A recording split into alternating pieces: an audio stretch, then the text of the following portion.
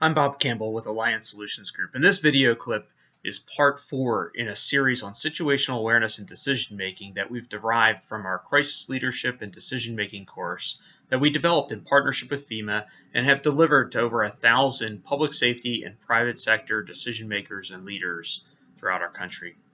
In this section, we're going to talk about the fourth step, which is making a decision.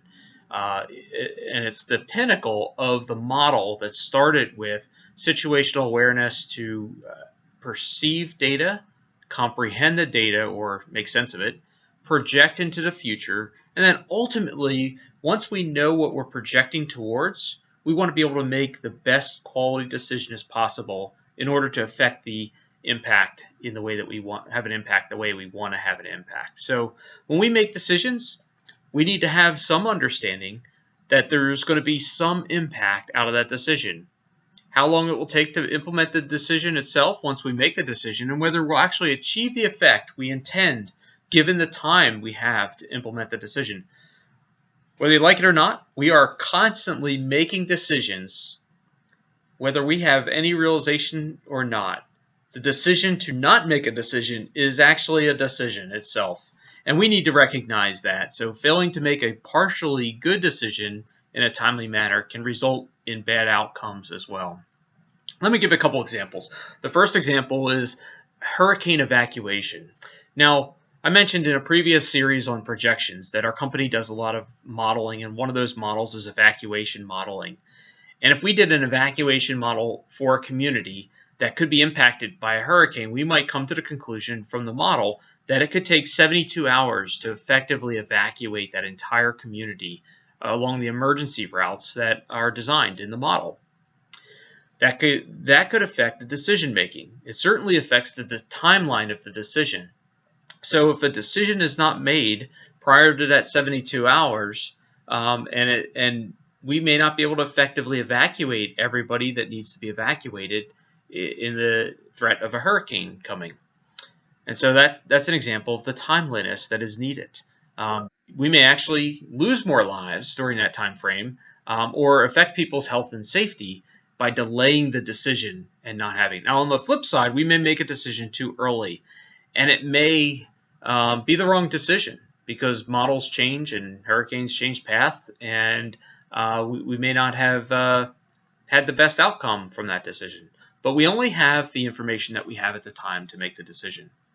A second example would be the current context of COVID-19. Decisions need to be made about lockdown and reopening the country and loosening up on social restrictions and things like that. And we need to recognize that there's been a lot of sensitivity and focus. Originally, the focus was on numbers of deaths. Then it moved on from that to hospital bed capacity, then ventilators, then PPE, now test kits, unemployment. There are multiple moving targets here and multiple things that need to be considered when making a decision. And so the decision still needs to be made, though, despite what the focus might be at the time. And the reality is that these decisions are going to be imperfect. Hopefully, they will be good enough to achieve more positive and less negative outcomes or impacts than the alternatives. And that's what we're faced with. That's what decision makers are faced with today. It's a complex decision environment right now because there are so many factors, and then we've got secondary and tertiary effects of the different factors that we are facing decisions on right now. You may have heard it said the cure can't be worse than the problem. But also in Jim Collins and Morton Hansen's book, Great by Choice, they begin one of their chapters with a quote, "Most men die of the remedies and not of their illnesses." And so I think there may be some wisdom in that as we consider what is at stake as we begin to reopen our country. So let me hit on a couple items related to decision making. The first is decision timeliness. We will never have all of the accurate information desired in order to make the perfect decision. That is unattainable. The next tier, we might call is the best decision. This can be based on having sufficient accurate information that ultimately results in the best decision. this may be attainable. But the more realistic point of decision that most of our clients are facing right now is coming up with a good enough decision, which achieves the outcomes desired based on minimally sufficient information to get to a good enough decision. And we've got to be aware that delaying a decision in an attempt to attain the desired decision quality and gather enough information puts decision makers in a position which we call paralysis by analysis.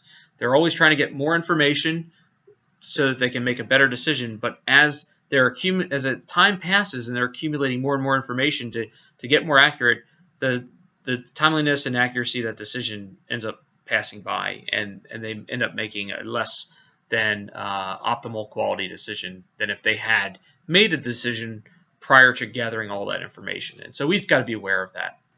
We also need to be thinking about the decision itself. We need to carefully define what the problem statement is that we're trying to solve. Now, this is going to be very complex in today's society where we're trying to weigh and factor in multiple competing factors, particularly when it comes to reopening businesses. This is going to be very challenging. But once we define, our problem statement or statements in maybe our case that's needed, and we recognize that it's a complex system with multiple problems taking place and multiple effects, we're not going to arrive at a perfect decision. And so far in these video series, we've discussed the perception of data and collecting that data and how to make sense of it, and what standards of acceptability and what's unacceptable, what are the variability of the inputs, the unknowns, how confident we need to be in the data that's coming in order to utilize that to make sense of it. And these are a whole bunch of inputs that go into this. In our course, our Crisis Leadership and Decision-Making course, we refer to something that the EPA developed years ago called the Data Quality Objective Model.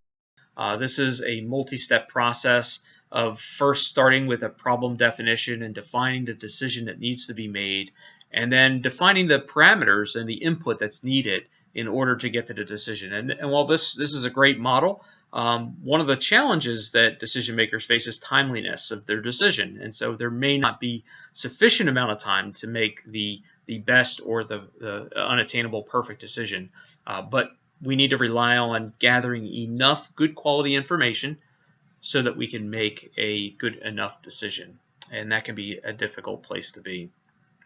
Another thing we need to do is to develop multiple courses of action or alternatives that are good enough to improve our decision-making quality. So if I have to make a decision and I've got 3 really good quality courses of action or alternatives, my decision-making improves by considering those alternatives that have been developed. And the way you get there in an organization is by appointing experts in different specialized fields so that each person in that field comes up with the best alternative that they can come up with based on the research and the limited time that they have. Appointing experts helps you in that way make better decisions. Now I want to end with just a couple examples and observations. A few days ago, I was watching the White House press conference, and one of the reporters asked the president, "Which metric are you going to use to make decisions about reopening?"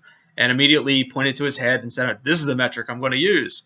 And it made me think of, again, this book I referred to by Collins and Hansen, Great by Choice, where these researchers looked at thousands of companies over a 30-year period and analyzed the decisions that they made and the factors that allowed them to succeed and thrive in uncertain, unpredictable, and turbulent times over a long period. And one of those factors they identified in their book was this thing called empirical creativity. And so, yes, we want to listen to science and we want to listen to evidence, but we want to use the entirety of our brain, including our intuition, our experience, and our understanding of those who are affected by our decisions. And we don't want to limit our decisions necessarily to just conventional wisdom or large establishments, because they're often limited by what's been proven or what has become a general practice. Now, in our COVID-19 environment, uh, our large establishments, whether it's the government or hospitals or researchers, they're lacking a lot of the data that's needed to provide good evidence. Now, we want to certainly use the evidence that we have and the knowledge that has been gained and the science that exists, but we got to recognize there are a lot of holes out there, and those holes are being filled on a daily basis, and hopefully soon we will have more information to make better decisions. But now is a time when empirical creativity, not discounting the evidence and not discounting science, but rather including professional judgment and our knowledge and our experience of different situations and applying those to this uncertain time. And this was a factor that Hansen and Collins recognized in their book of the companies that succeeded and outpaced their competitors by more than 10 times over a 30-year period in times of crisis, terrorism, regulatory change, financial crisis, and collapse. And this is a factor that I think we ought to pay attention to and learn from those businesses that succeeded over these past times and studies. So right now, government leaders and private sector leaders are facing many challenges as they navigate this crisis. And I hope that these short videos on situational awareness and decision-making theory from our crisis leadership and decision-making course has been helpful and will be helpful to you in navigating this crisis. If you are looking for further assistance in navigating decision-making about reopening, recovery, or the phased approach to protecting worker health and safety, I want you to know that ASG is here to help.